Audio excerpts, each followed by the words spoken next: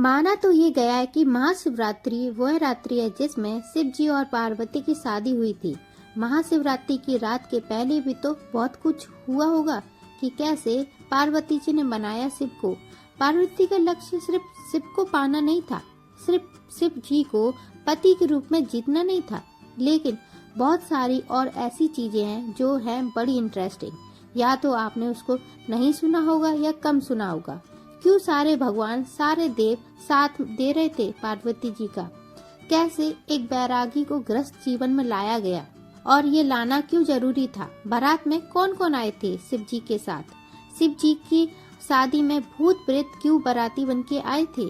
उसके पीछे भी एक कमाल की कहानी है। और उनको सजाया कैसे गया था? उनका चेहरा कैसे बना सर्पों से? उनके कान में जो हम लोग बाली पहनाते हैं उनकी जगह पे 2 बिच्छू टांग दिए।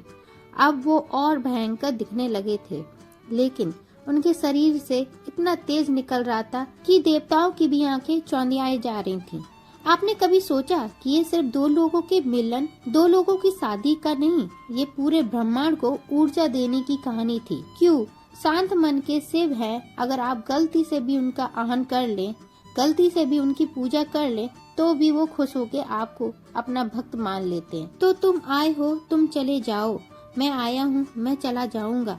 आप आए हैं, आप चले जाएंगे। शिव थे, हैं और रहेंगे। आप सभी का फिर से स्वागत है। मैंने पहले एक वीडियो बनाया था कि कैसे शिव जी का जन्म हुआ था। उस वीडियो में मैंने आपको सारी बातें बताई थी कि कैसे शिव जी का जन्म किस तरह से हुआ था, ये और क्यों हुआ था और किस लिए हुआ था, ये सब मैंने उसमें बताया। तो आप जाके वो वाला वीडियो देख सकते हैं। अब हम आगे का वीडियो स्टार्ट करते हैं कि जब महाशिवरात्रि का वक्त पास आएगा तो मैं शिवरात्रि में आप लोगों के लिए एक प्यारा सा वीडियो बना के भेजूंगी। अभी 1 हफ्ते बाद महाशिवरात्रि का पर्व आ रहा है। हम सब के लिए बहुत बड़ा पर्व है। महाशिवरात्रि का पर्व आ रहा है तो मैं आपके लिए एक वीडियो बना के आपके लिए पेश करूं। तो ये वही वीडियो है जिसका मैं बहुत समय से इंतजार कर रही थी, क्योंकि बताने के लिए बहुत मस्त मस्त बात है। महाशिवरात्रि, जैसा कि आप और हम जानते हैं कि देवों के देव महादेव और पार्वती की शादी की रात को कहा जाता है महाशिवरात्रि। महाशिवरात्रि मतलब रात। इतना तो हम सबको मालूम है कि उस दिन पूरा यूनिवर्स, पूरा ब्रह्मांड सेलिब्रेट कर रहा था। हर कोई सेलिब्रेट कर रहा था। क्या देव, क्या गंधर्व, क्या असुर, क्या राक्षस, भूत प्रेत, पिशाच, चुड़ैल, डायन, पशु पक्षी, सब ये सबको मालूम है कि उनकी शादी हुई थी। इसलिए हम महाशिवरात्रि का पर्व मनाते हैं, जो हिंदू धर्म में सबसे बड़ा पर्व माना जाता है, सबसे बड़ा सेलिब्रेशन माना जाता है। मुझे यह कहना चाहिए सबसे अच्छी, सबसे खूबसूरत, सबसे प्यारी, सबसे बड़ी शादी इस पूरे विश्व की, पूरे ब्रह्मांड की हमारे लिए महाशिवरात्रि होती है। लेकिन बहुत सारी ऐसी चीजें हैं जो हैं बड़ी इंटरेस्टिंग। या तो आपने उसको नहीं सुना होगा या कम सुना होगा। महाशिवरात्रि की रात के पहले भी तो बहुत कुछ हुआ होगा कि कैसे पार्वती जी ने बनाया शिव जी को। क्यों सारे भगवान देव साथ दे रहे थे पार्वती जी का? कैसे एक बैरागी को ग्रस्त जीवन में लाया गया था और ये लाना क्यों जरूरी था? बारात में कौन कौन आए थे शिव जी के साथ और उनको सजाया कैसे गया था? आप और हम कैसे सजते हैं? कुर्ता पैजामा पहनते हैं, अपनी शादियों में शेरवानी पहनते हैं, साफा पहनते हैं, है ना? शिव जी ने क्या पहना था? उनको कैसे सजाया गया था? और जब ये पूरी बारात पहुंची पार्वती के द्वार पे, तो जब घरातियों ने बारातियों को देखा तो कौन मुस्कुराया, कौन डरा, कौन बेहोश हो गया, ये सब बताने वाली हूँ इस वीडियो में।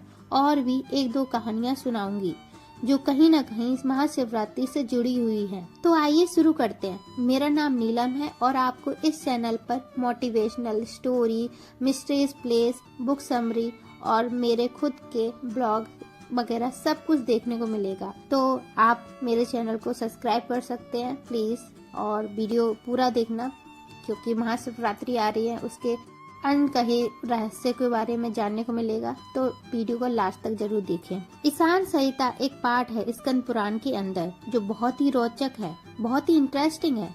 ये वही कहानी है जहाँ पहली बार ये बताया गया था कि कैसे इंसान रूप में शिव जी प्रकट हुए थे। कहानी शुरू यहाँ से होती है कि ब्रह्मा और विष्णु ऑलरेडी वहाँ थे और ब्रह्मा और विष्णु अपने अपने काम में पूर्ण थे। मतलब उनको अपना काम बिल्कुल बखूबी करना आता था, परफेक्ट थे, किसी से कोई गलती नहीं होती थी, कोई त्रुटि नहीं होती थी। और इसी वजह से, क्योंकि ये दोनों परफेक्ट थे, अहंकार की एक लहर दौड़ी पूरे ब्रह्मांड में और सवाल उठा। वो सिर्फ सवाल नहीं था कि कौन श्रेष्ठ है, ये अस्तित्व पर संकट आने की बात हो गई थी। तब शून्य के गर्भ से एक ऐसा अग्नि स्तंभ प्रकट हुआ, एक विशाल असीम अग्नि स्तंभ जिसका न कोई आदि था न कोई अंत। और एक आवाज आई, मैं परम ब्रह्म हूँ, और जो तुम दोनों में से जो भी मेरा स्टार्ट या एंड ढूंढ लेगा, मेरा आदि अंत ढूंढ लेगा, वो तुम दोनों में से ज्यादा सुपीरियर है। दोनों ने सुना, ब्रह्मा जी और विष्णु जी ने, और दोनों को लगा ये तो कर ही लेंगे। ब्रह्मा जी ने तुरंत एक हंस का रूप लिया और ऊपर की तरफ उड़ गए, इस प्रकाश पुंज के ऊपर की तरफ। और विष्णु जी ने वराह अवतार लिया। वराह अवतार आपको मालूम है, नरसिम्हा मूवी के बाद ज्यादा अच्छे से पता होगा, वो फेस जिसमें 2 सिंह होते हैं नाक के पास। वो पातालीय की तरह दौड़ गए कि मैं इसका जहाँ से शुरू हो रहा है उसको ढूंढूंगा। और ब्रह्मा जी ऊपर उड़ गए, जहाँ ये खत्म हो रहा होगा ऊपर जाकर मैं उसको ढूंढूंगा। जाते चले गए, उसका ना कोई आदि था ना कोई अंत, कहीं वे पहुंच ही नहीं पा रहे थे। इस समय ब्रह्मा जी ने एक छल किया। ब्रह्मा जी को रास्ते में एक फूल मिला, केतकी का फूल। आप केतकी के फूल के बारे में पढ़े होंगे, हमारे एशियंट हिंदू स्पिरिचुअल में तो आपको पता चलेगा कि केतकी फूल को भी श्राप मिला है ब्रह्मा जी के साथ। क्या श्राप मिला और क्यों मिला बताती हूँ। केतकी फूल मिला रास्ते में ब्रह्मा जी को। ब्रह्मा जी ने केतकी को कन्विंस कर लिया कि सुनो, तुम मेरा साथ दे दो, हम वापस चलेंगे और हम विष्णु जी को बोल देंगे कि हमने उसका छोर ढूंढ लिया, उसका फिनिशिंग लाइन ढूंढ लिया। केतकी भी उनकी बातों में आ गई। केतकी बोली, ठीक है, मैं बोल दूंगी। दोनों जन वापस आए और ब्रह्मा जी ने यही झूठ कहा कि मैंने ढूंढ लिया। और दूसरी तरफ से विष्णु जी लौटे। विष्णु जी बहुत ही कोमलता से और सर झुका के उन्होंने ये माना कि मैं की शुरुआत नहीं ढूंढ पाया और नतमस्तक हो गए। तब शिव जी का एक रूप सामने आया और ब्रह्मा जी को श्राप भी मिला, सजा भी मिली, जिसकी वजह से आज भी ब्रह्मा जी की पूजा नहीं होती है। राजस्थान में पुष्कर नाम की एक जगह है, सिर्फ और सिर्फ वहीं पे ब्रह्मा जी का एक ऐसा माना गया है। और इसलिए जब हम विष्णु जी की पूजा करते हैं, हम शिव जी की पूजा करते हैं, इन दोनों का नाम इतना ज्यादा है। आप ब्रह्मा जी की पूजा होते या उनका पूरा अलग से कुछ सुन नहीं पाएंगे। और उसी श्राप के तले हुआ। तो ये पहली बार देवों के देव महादेव इंसान रूप में जो एक प्रकाश स्तंभ था, उस रूप में प्रकट हुए थे। और प्रकट होके ये जो पूरा अहंकार था ना दोनों का, कि कौन सर्वश्रेष्ठ है, उस अहंकार को तोड़ने के लिए आए थे कि कोई श्रेष्ठ नहीं, मैं हूँ श्रेष्ठ, तुम सब मुझसे हो, कहीं से कहीं तक भी चले जाओ, मेरा कोई छोर नहीं है। तो तुम आए हो, तुम चले जाओगे, मैं आया हूँ, मैं चला जाऊंगा, आप आए हैं, आप चले जाएंगे। शिव थे और हैं और रहेंगे। तो कहा जाता है कि यह दिन, जिस दिन इंसान रूप में ये प्रकाश पुंज बन के शिव जी प्रकट हुए थे, उस दिन को ही महाशिवरात्रि बोला जाता है। अब आप बोलेंगे महाशिवरात्रि तो पार्वती और शिव जी की शादी का दिन है, ये तुम क्या नई बात बता रही हो। ये भी लिखा है कि वो भी लिखा है, तो ऐसा भी हो सकता है ना कि आपका जन्मदिन और आपकी मैरिज एनिवर्सरी एक ही दिन हो। पॉसिबल है, कई लोग अपनी शादी अपने जन्मदिन के दिन करते हैं। तो महाशिवरात्रि ऐसा भी हो सकता है कि उनकी शादी उसी दिन हुई हो जिस दिन वो प्रकट हुए थे पहली बार। तो ये कहानी आपको और मुझको एक चीज सिखाती है, वो ये सिखाती है कि जब तक अहंकार है तब तक खोज चलती रहेगी।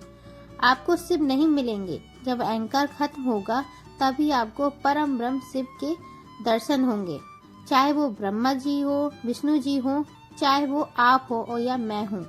जब अहंकार छूटेगा तभी शिव आएंगे। तो अब जैसा कि अभी हम बात कर रहे थे कि माना तो ये गया है कि महाशिवरात्रि वह रात्रि है जिसमें शिव जी और पार्वती की शादी हुई थी।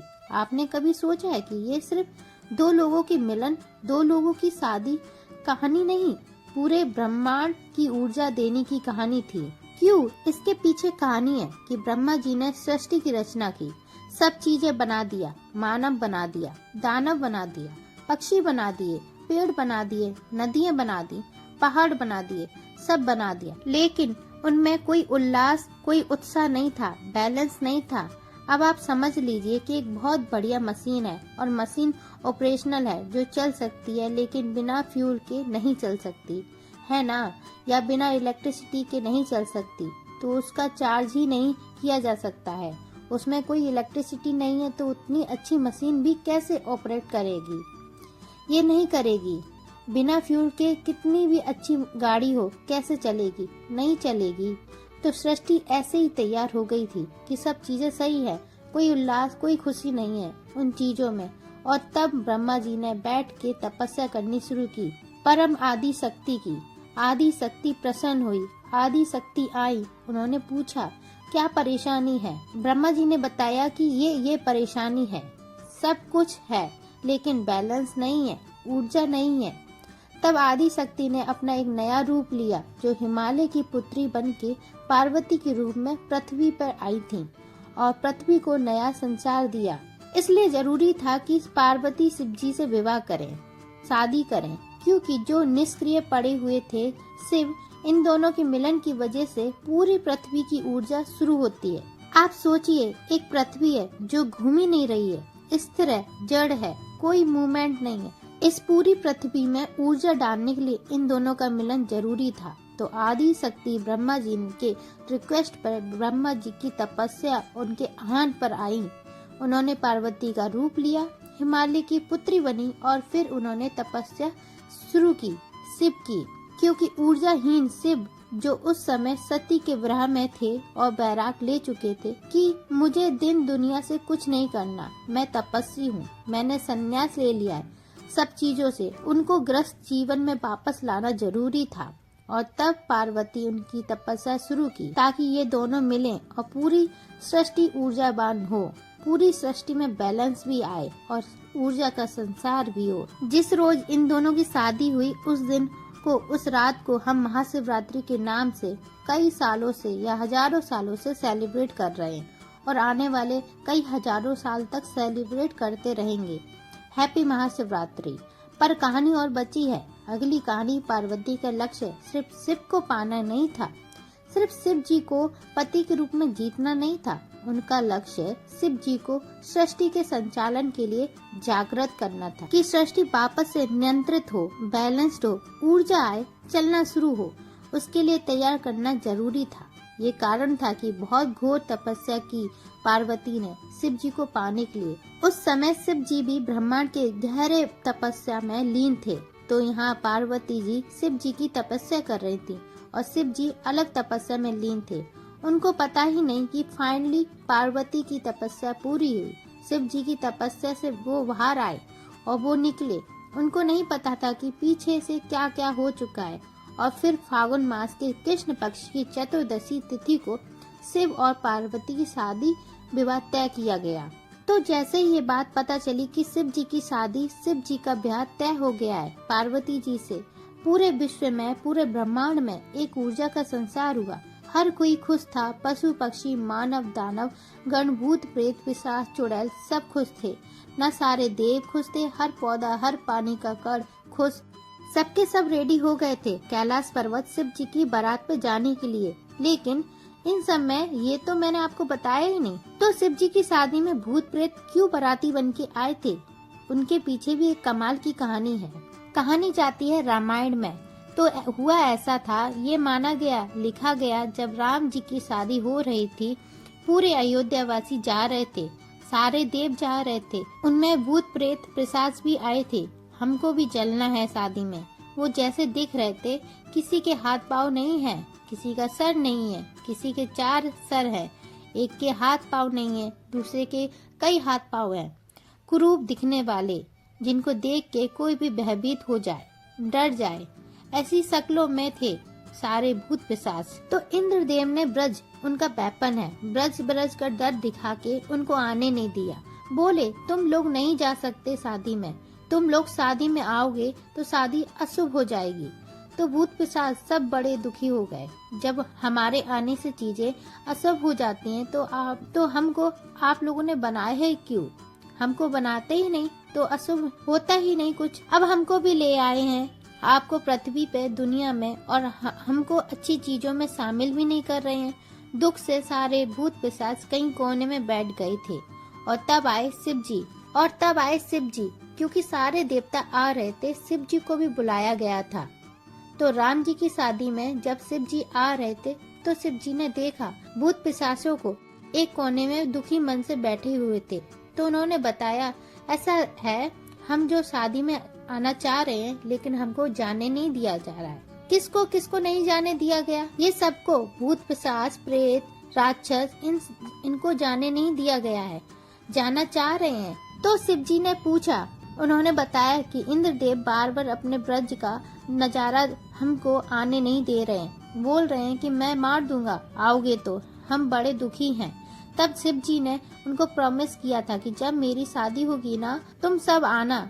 अब आपको थोड़ा सा विरोधाभासी इसमें लगेगा कि पहले तो शिव जी की शादी हुई होगी, फिर तो रामायण हुआ होगा, सही है, लेकिन हमारा मानना है कि काल चक्र है ना, पृथ्वी गोल है, समय काल चक्र है, गोल गोल घूमता रहता है, तो बार बार हर चीज होती है।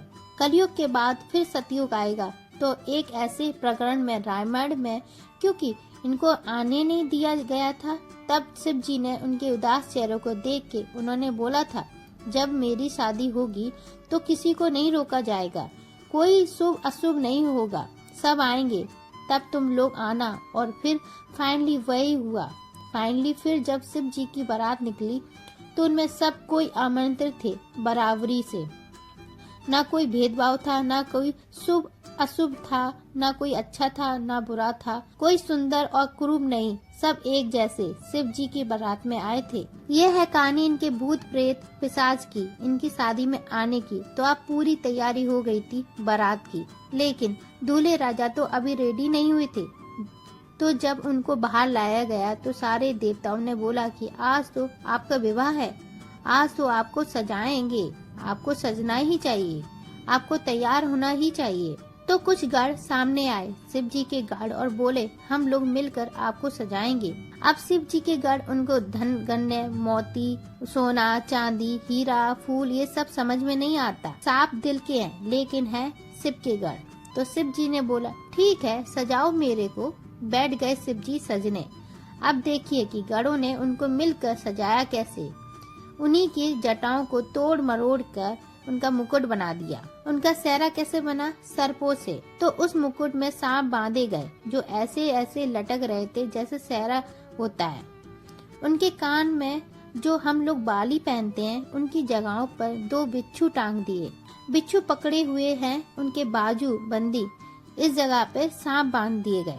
एक पंचमुखी सर्प उनके गले में बांध दिया गया। जैसे हम लोग मोतियों का हार पहनाते हैं, उस टाइप से सजाने के लिए इस तरीके से शिव जी को पूरा इन लोगों ने तैयार किया। अब वो और भयंकर दिखने लगे, लेकिन उनके शरीर से इतना तेज निकल रहा था कि देवताओं की भी आंखें चौंधियाई गईं कि वो देख ही नहीं पा रहे थे, कि वो ऐसे ऐसे करके अपनी आंखें बंद कर ले रहे थे। तो एक गण ने देखा कि अरे, हमारे शिव जी को तो ये लोग देख ही नहीं पा रहे हैं। वो जल्दी से गया शमशान घाट, और वहाँ से जो नई नई फ्रेश चिताएं जली थी, उनका राख लेके शिव जी के ऊपर उन लोगों ने पूरा मल दिया।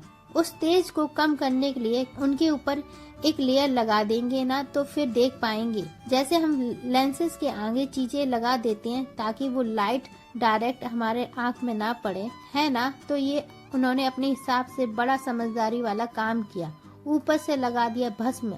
तो चलिए, अब एक स्ट्रक्चर था कि कैसे चल रहे थे। सबसे आगे देवन चल रहे थे, सारे देवी देवता चल रहे थे, और उनके काफी पीछे सारे भूत पिशाच गंधर्व, है ना, और जितने भी किन्नर, ये सब पीछे हैं।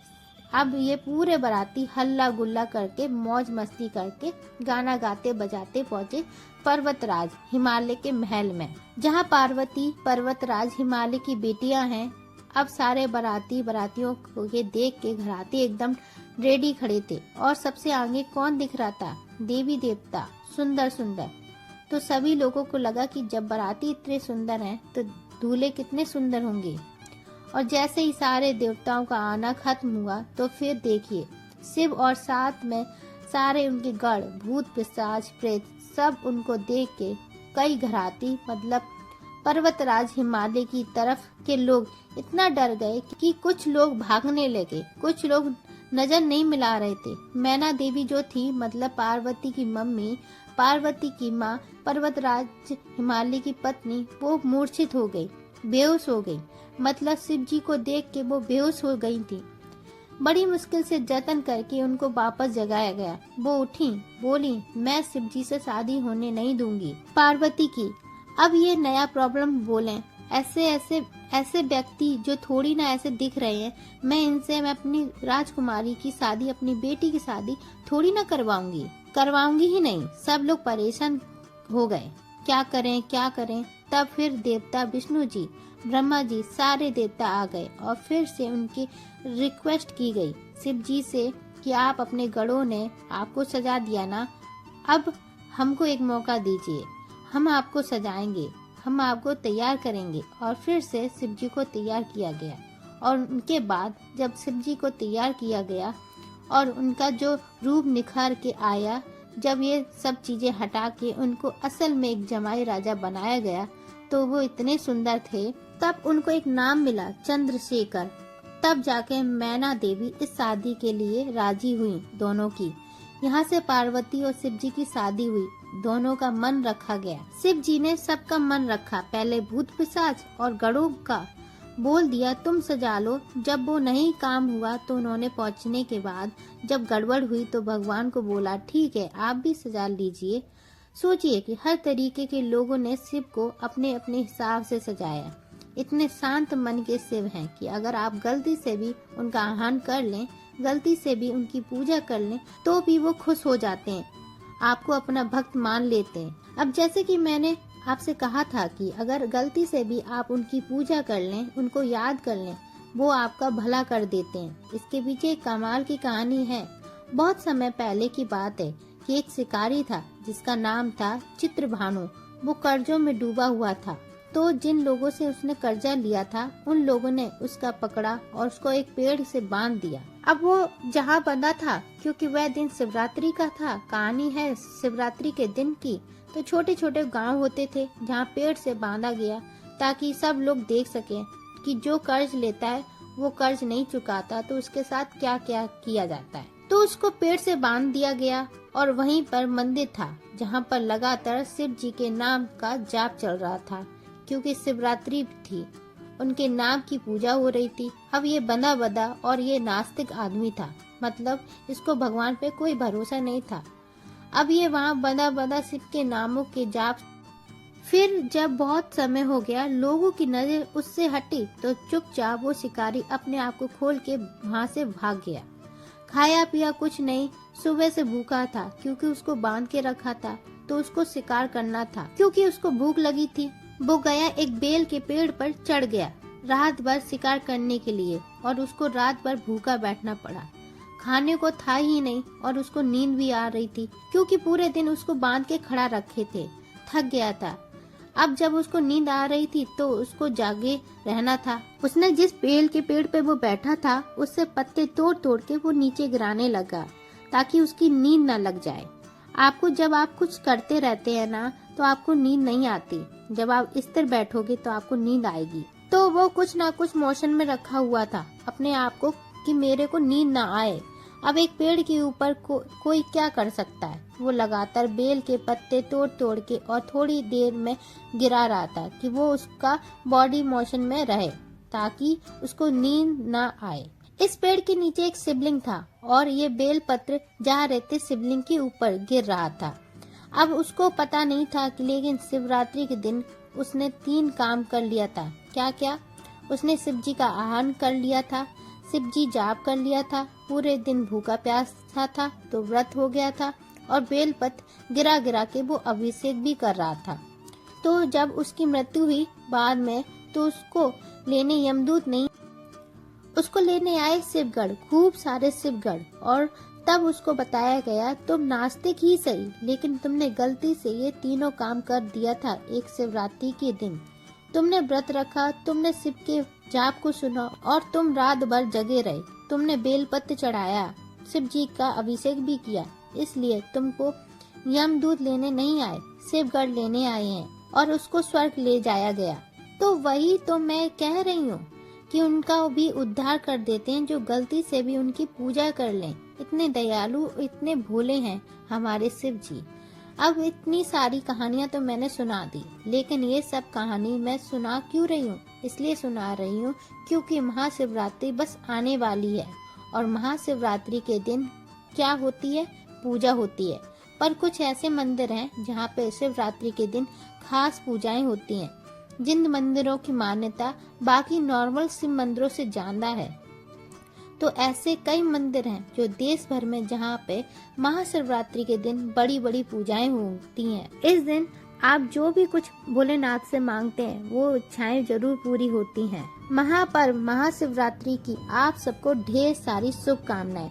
हंसते रहिए, मुस्कुराते रहिए। शिव जी का कोई भी सेलिब्रेशन मस्ती का सेलिब्रेशन है। ब्रह्मांड का सबसे बड़ा सेलिब्रेशन महाशिवरात्रि। अगर आपको ये वीडियो पसंद आई हो तो वीडियो को लाइक कीजिए और कमेंट में लिखिए ओम नमः शिवाय और अपने चाहते लोगों को ये वीडियो ज्यादा से ज्यादा शेयर करें। मिलते हैं अगले वीडियो में, तब तक के लिए नमस्कार।